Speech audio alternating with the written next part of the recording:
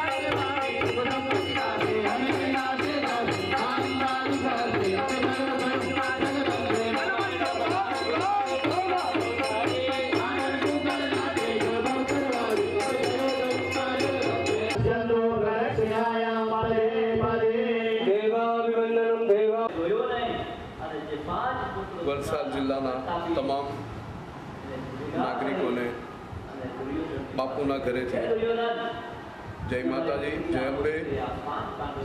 આજે આ આસો મહિનાનો નોરતા બાપુના આંગણે 31 વર્ષથી ઉજવાઈ રહ્યો છે। એમાં 31મું વર્ષ છે।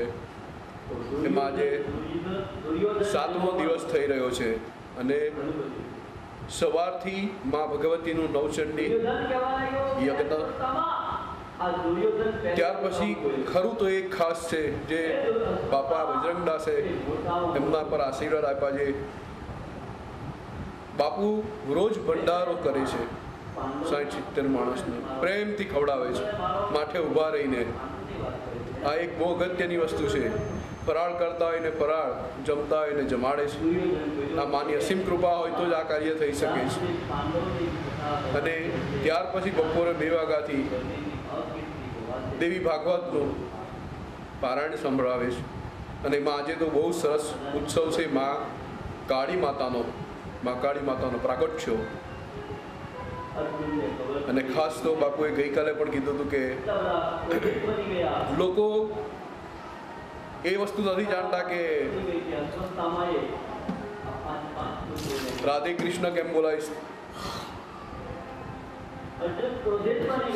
ઉમાપતિ મહાદેવ, પાર્વતીપતિ હર હર મહાદેવ કેમ બોલાય છે, તે એ માટે પણ આજે ઘણું સરસ આપણને જાણવા મળશે.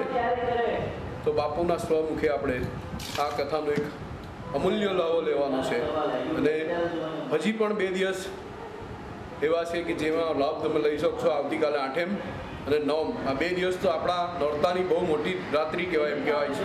તો આ 2 દિવસનો લાવો લેવા આપ સર્વને ભાવભીનું આમંત્રણ છે. જય માતાજી, જય અંબે. ઓમ જયંતી મંગલાકાલી ભદ્રકાલી કપાલિની દુર્ગા ક્ષમા શિવાદાત્રી સ્વાહા સદા નમસ્તે.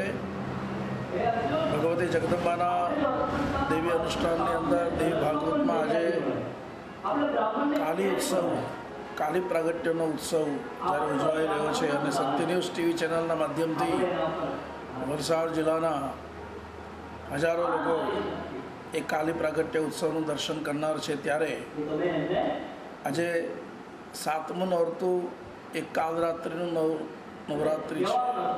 માતાજીનું જે કાલરાત્રિ સ્વરૂપ છે એનું આજે દર્શન છે.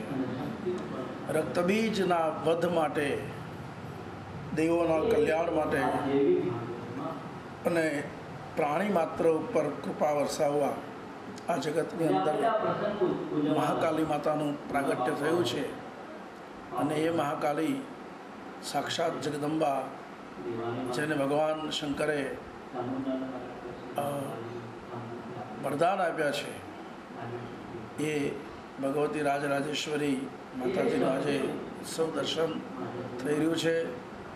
સત્ય ન્યૂઝ ટીવી ચેનલને ધન્યવાદ છે કે આ કથાને અને આ દર્શનને સમગ્ર લોકોના કલ્યાણ માટે, વિશ્વની અંદર શાંતિ સ્થપાય અને બધાના જીવનમાં સુખ શાંતિ સમૃદ્ધિ આવે એ ભાવથી બધાને આ કથા દેખાડાઈ રહી છે. પુનઃ માં સૌનું કલ્યાણ કરો, માં બધાના જીવનને મંગલ બનાવો અને માં બધાના જીવનની મનોકામના પૂર્ણ કરો એવી શુભકામના સાથે અસ્તુ.